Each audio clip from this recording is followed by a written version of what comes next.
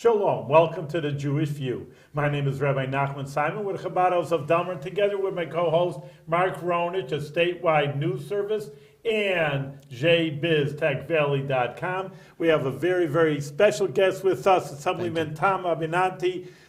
Welcome to the Jewish View.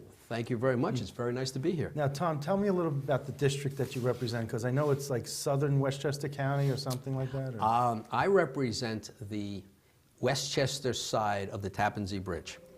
So I have the town of Mount Pleasant, which is just north of the Tappan Zee Bridge. That includes Sleepy Hollow and Pleasantville, and a large area of Mount Pleasant, Valhalla, Hawthorne, places like that. Then I represent south of the Tappan Zee Bridge, which is the town of Greenburgh. And that includes places like Tarrytown, Irvington, Ardsley. And these are all villages? They're all villages. And then there's a large part of the unincorporated area called Hartsdale and Fairview. We have more government and more different names than anybody can shake a stick at. But it's a very nice place to live. Yeah. It's well governed on the local level. It has very good schools. I'm fortunate to have a very nice community. But Greenburgh, as a town, is quite large? Greenburgh has about 90,000 people. So it's like the city of Albany. It's the size of the city of Albany. And a little more than half of them live in their own incorporated villages.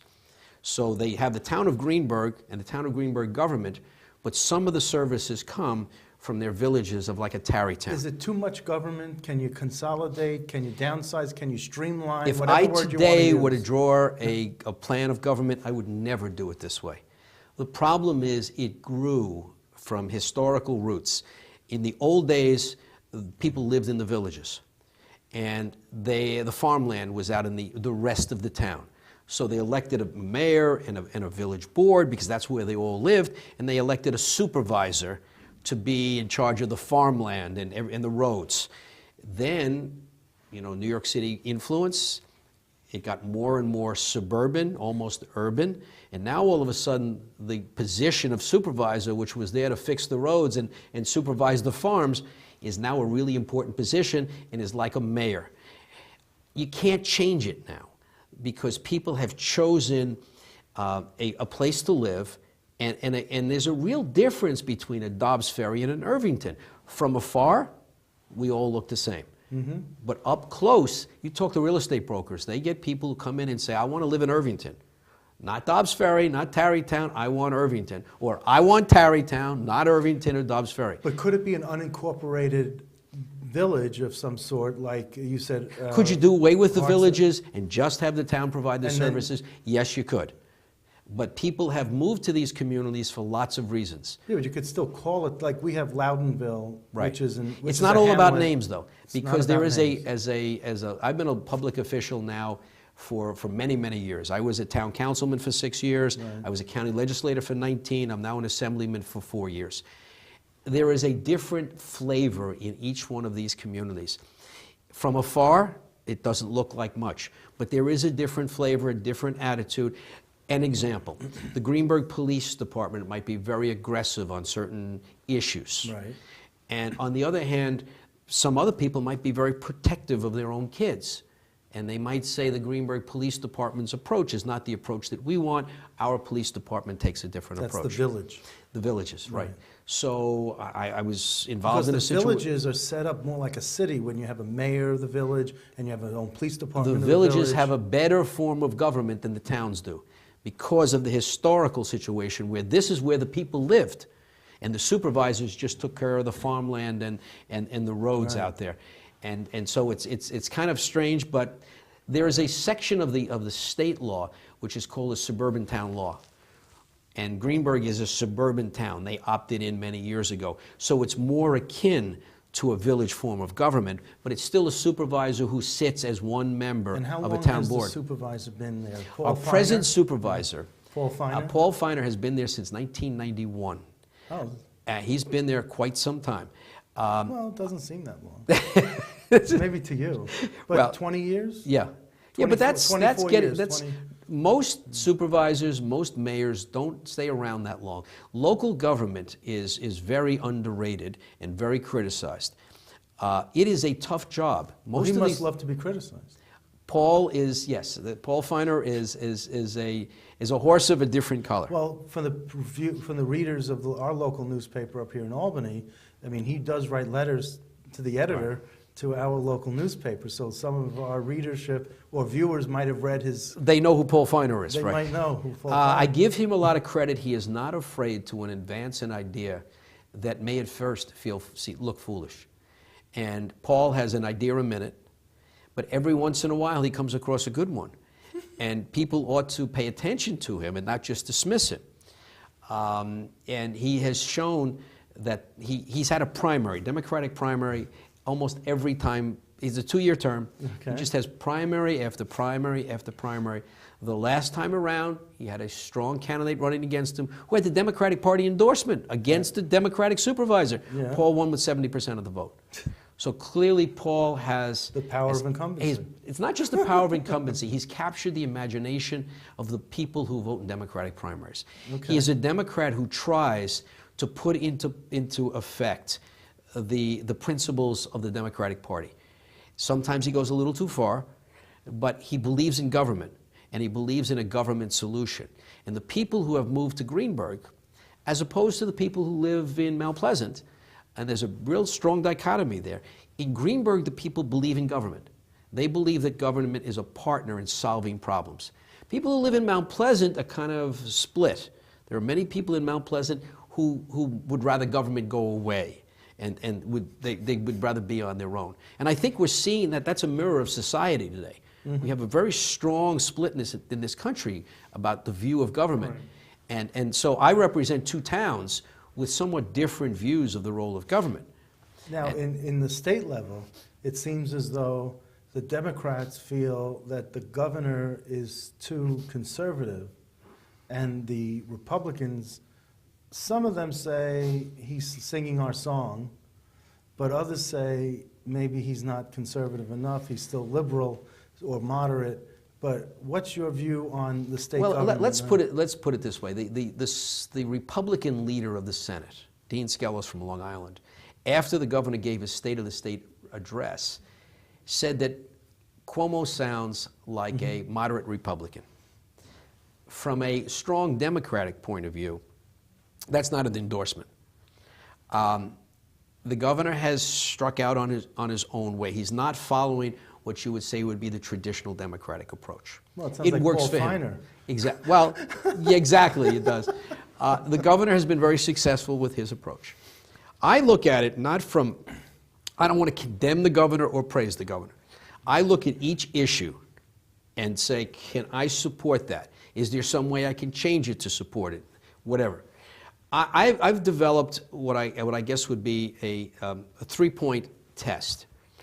I define myself as a progressive. I'm not ashamed of that. I'm very strong on that. But what makes me and what makes progressives different than the other side? I think there's 3 principles. One, we believe that everyone should have an opportunity to participate in the great community that we have, whether it be local communities or the state of New York. Secondly, we believe that everyone should contribute according to their means. No special breaks. If you've got something, you should contribute to the community. And thirdly, we believe that government is not the enemy, but government is a partner. Government is the arbiter of how we figure out the first 2. Mm-hmm. And that government has a real role to play in improving our community. Okay. And so I judge everything on the basis of, does that work? Education policy. I want to make sure that every kid from the age of 4 to the age of 21 has an opportunity to go to school and do the best that that child can do. And so I look at a policy and say, are we doing the right thing? Frankly, I don't think the state is spending enough money on education right now. We're back to where we were in 2007, 2008.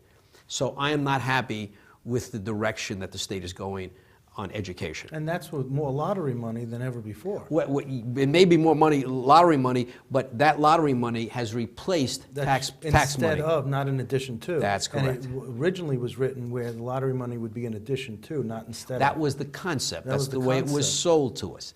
And I think that's a problem. It is. Because the most important thing that the most important thing a government can do is keep us safe. That's the first role of government. But the next step, it seems to me, is to take care of young people and vulnerable people. We've got to make sure that we're providing our kids the best opportunity they can. If they blow it, well, then they blew it. But we have an obligation as a community to say, we're going to help our kids, we're going to set them off in the right direction. We're going to give them some ethical principles, and we're going to give them the tools. You know, whatever ethical principles you want, whether it's Jewish, Catholic, Protestant, or none at all. But you want to set them off in the right direction and say, these are the right things to do. And here's the tools that you need to succeed in our community. The second aspect is, okay, you were blessed with the ability to make some money and to succeed. So you've got to give back. You've got to give back to the community. And I don't think tax breaks solve all the problems. If you were given a lot, you've gotten that because of our community. Just look around the world at all of the totalitarian societies that do not allow individual people to succeed. We foster individualism. But you have an obligation with that. You've got to give back, you've got to invest in the community, so there'll be people following you and everybody else can live at a reasonably good level. We have, and the numbers are staggering. I mean, the inequality in New York State right now, I think New York State is shown to be the most unequal state in the country. Well, it's a microcosm of the entire country, too. Exactly. But people at the top have more and more and more, and people in the middle no longer are in the middle, they're now part of the bottom. I mean, if you look at the numbers, it's just staggering. It's in the middle. And so I have a real problem with policy that is built on trying to encourage the private sector to do things that government should be doing. So I have a feeling, based on what you're saying, is that you believe state government is not liberal enough. I don't want to use it in terms of liberal and conservative. I think that state government is not living up to the role of allowing people to step in where they should be able to move forward. For example, we're laying off so many public employees. Those are good middle-class jobs. And then we're giving tax breaks. It was just announced that IBM is going to get a $55 million tax break, and they've promised to provide 750 jobs. Are my numbers right? That's like $70,000 a job? I would take that $70,000 and I'd put it into fixing bridges and roads and schools and doing things like that and say, IBM, we appreciate you. We're not chasing you out of here. We'll do anything we can to help you, but we're not going to pay you to produce a job. You're going to make money. Well, someone said that Jimmy Fallon's Tonight Show was going to come to New York anyway, but we still gave them tax breaks. Exactly. That's the point. You know, New York is a great place to live. And we constantly hear people are moving because of the taxes. I don't think that's really true. People complain about the taxes. But if they're going to move no matter what the taxes are. Tom Golisano set that tone. When he moved to Florida, he moved out of Pittsburgh. But Tom Golisano could have moved anywhere. He could have moved to Paris. I mean, he's got enough money, it doesn't matter. A lot of the people move south because of the weather. And then when they get there, many of them come back here. They don't like the weather that they see. Family situation. Right. My aunt and uncle many years ago moved to Florida. My cousins are living in Florida. Their kids are all moving back to New York because they see this is the place to be. Right. This is the place. This is an exciting place. It's a great place to live. And part of it is because we have created an environment, and it takes money to do that. Right. IBM is not going to create that environment. And so many, I worked for IBM once as a college student, okay? It's a great company. But it's not going to create that environment in the community that we all need. And it's not going to, you know, Greenburgh is a great example of it, where there's parks, the roads are well kept, there are all kinds of programs for people. It's a real community. If you want to participate with your neighbors, there's a way to do it. And personally, I think that's what life is all about. It's a community. Some people go to churches. Some people go to synagogues. You say that Westchester is the highest tax. I mean, I high don't have a tax position, so I'm not arguing That's a for very or valid against question. anything. But just these are the things that I've heard. You know, and people are more leaving New York. The Southern Belt is growing in population in New York. Either it's stagnant or it's losing, so something's happening. But there's a spirit of tolerance in New York. There's a spirit of excitement in New York. There's a spirit of innovation in New York. You don't find all of that in other parts of the country. Plus, the tax issue is a very valid issue. But I believe there's two reasons why Westchester is so high taxed. Number one is the state government and the federal government have shed responsibilities. As I said, in education, the state is now paying less money to schools around the state than we did in 2007 and 2008. In a place like Westchester, the residents are not willing to accept less, so they pay more out of their own pockets. They said, we want the best schools in the country, and I believe we have them, but it costs money. And so they've reached into their own pockets, and they're paying in property taxes. Secondly, it's a very high-cost area. The cost of living in Westchester County is like 147% of the national average. Higher than Manhattan, which is only like 138%. Because of the real estate, because of why? Because Cost of living. we're a Well, victim of our own success. Yeah. It's a place that people want to live, and when people make money in New York City, they move to Westchester County. And so there's a high competition for the valuable places, and we're a victim of our own success. It's a good place to live. I remember an assemblyman from Westchester telling me that he was earning the least amount of money of anyone in his area, in his Right. block, in his neighborhood. And he knew all the people in his neighborhood. He went around and he's been talking to people. But the $79,000 or $80,000 Yeah, $79,500, right. That plus whatever you get for committee chairs and all that. But it was still less. You got to earn six figures, at least six figures, in order to get ahead and survive. Well, even with to a just to good pay the family. taxes and to pay, Right. So in Westchester County, that's what it takes. people don't recognize how the cost of living multiplies. I drive up here to get my gasoline. Well, I leave an empty tank until I get to Albany because it's 20 cents difference. Now, 20 cents doesn't sound like much, but that's 20 cents for the milkman, that's 20 cents for the oil man, that's 20. Every one of those guys has got to charge more for their product because they're paying more for gasoline, and they're paying more to heat their plants. And we're next to New York City, so the price of everything is very expensive. And that just multiplies and multiplies and multiplies, and it makes Westchester a very expensive place to live. You can hire a teacher in Albany County maybe for $35,000. That same teacher is going to cost us $60,000 or $65,000 in Westchester. There was a superintendent, very good superintendent, who lives in who's a superintendent of schools in one of my districts. She couldn't afford to live in her own school district. She came from upstate New York, where she said she had a $250,000 mansion. Beautiful house.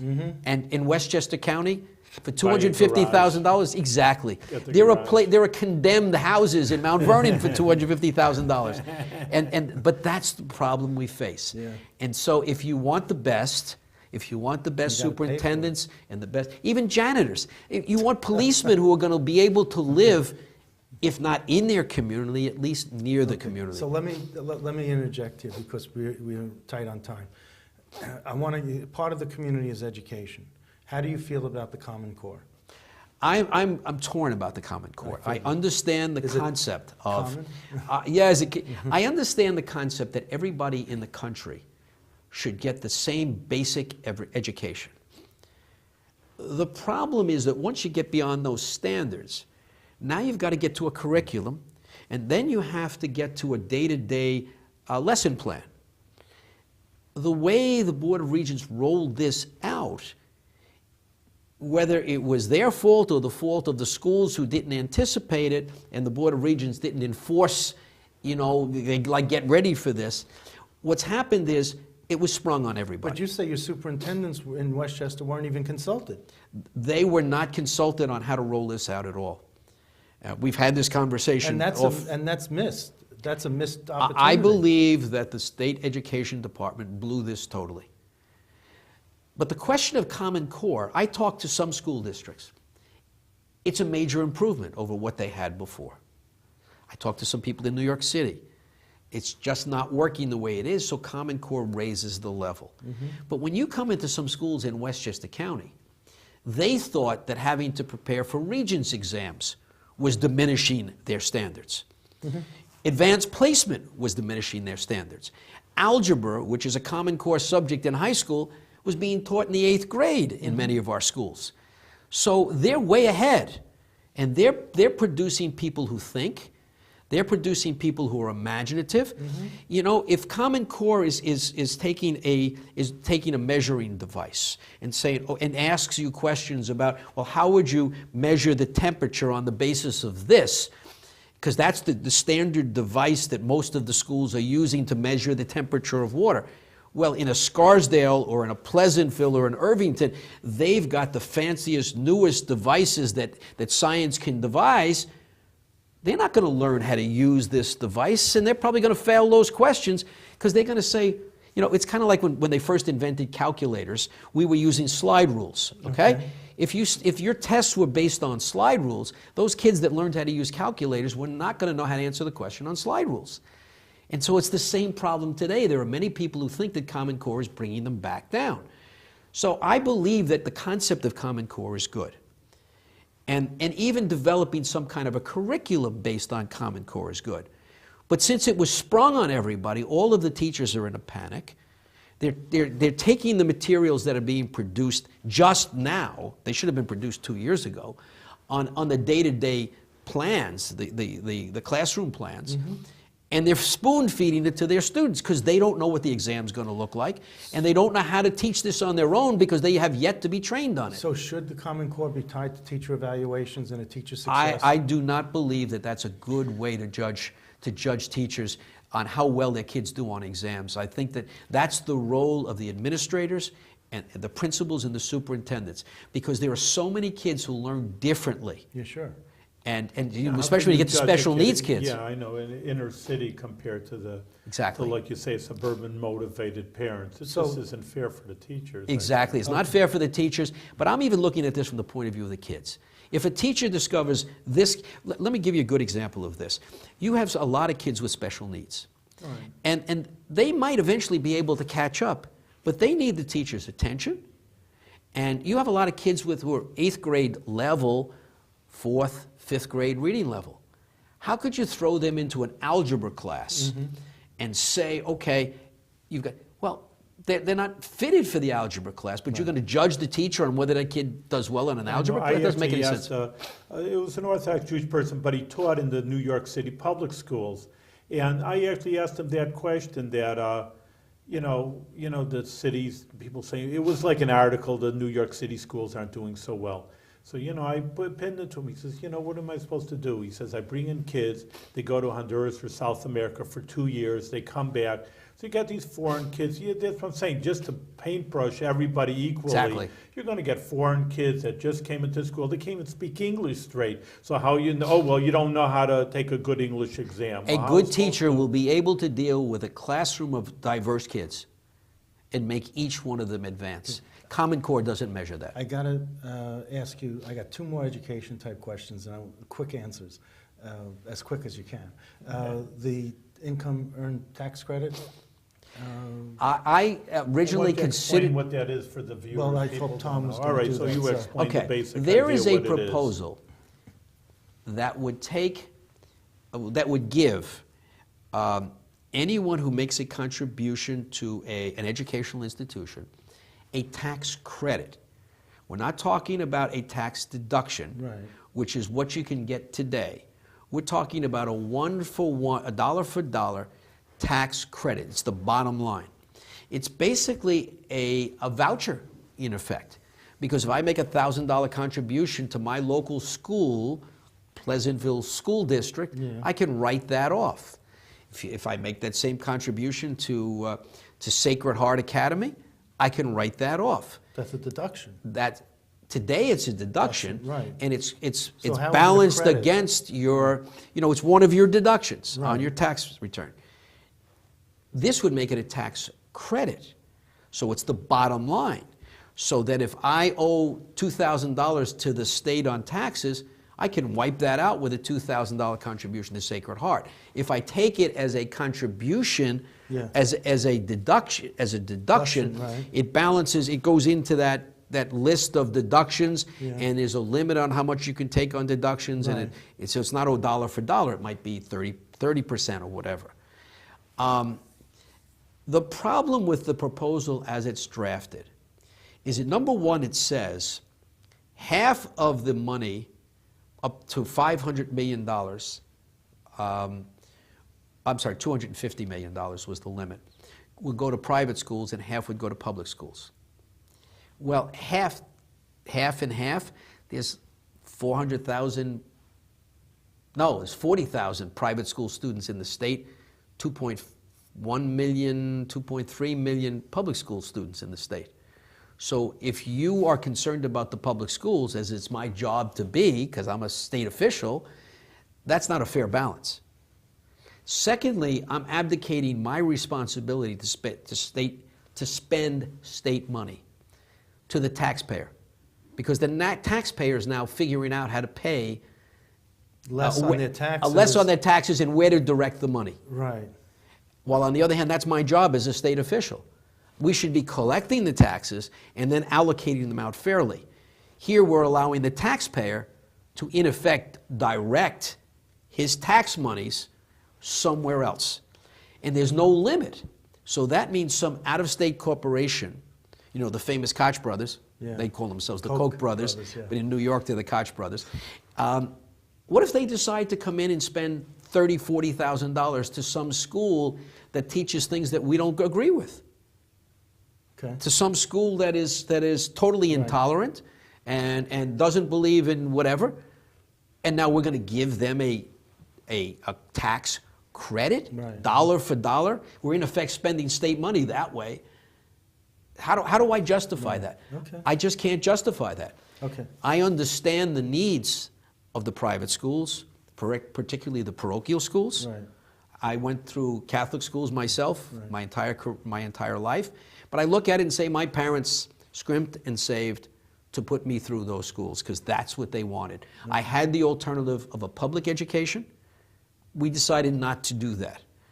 And I had a very good education. Yeah, I see, obviously. Thank You're you. well-spoken. But my parents paid for it, and I think that's an important part of this, Okay. because it's choice. Our obligation as a state is to make sure that every child has the opportunity for a free education. So now special needs is a very special cause for you in the Assembly. Why Yes. is that?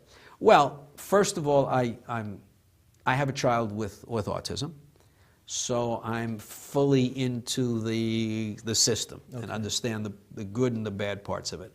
But I've always had a concern for people who needed somebody else to speak for them.